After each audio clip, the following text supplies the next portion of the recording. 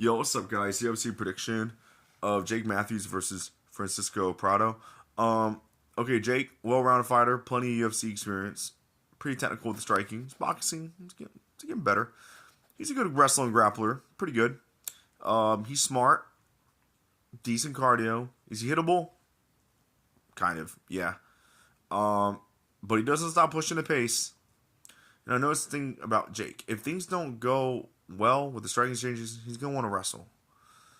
Now, Prado, I like his striking. And honestly, I think he's a little bit better of the striker compared to Jake.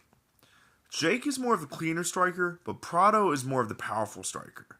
He's got knockout power. He is not afraid to close the distance.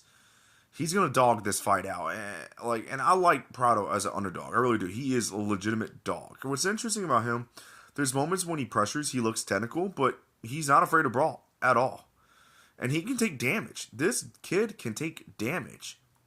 His wrestling defense, I don't know. I honestly don't know how it's gonna be against Jake, because to be fair, Jake, he is a good wrestler, and it's not gonna surprise me if he gets some control time on him, or hell, maybe even a submission. But what I've learned about Prado, regardless of his little cardio issue in the third round, he does not stop. And he's got heart. And man, if this fight stays longer on the feet, I think the judges are going to give it to Prado. Because he's going to land the heavier shots. And Jake might get thrown off really bad with this kid's style. Because it wouldn't surprise me if, in my opinion, if I could guess what happens, I could see Jake getting a takedown if he pressures Prado, possibly.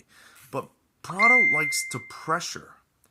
And I've learned, if you're not an elite grappler, it's harder to get that takedown if a fighter's pressuring you.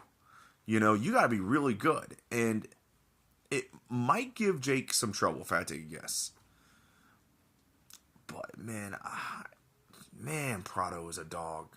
I really like his striking. I like it so much better than Jake. And I remember Jake, he got a little bloody in his last matchup. Even though he won, he did a good job, but he was still getting pieced up. And man, if he's getting cut like that, Prado lands, I gotta go with the underdog. I gotta gamble on Prado. I think he's so entertaining.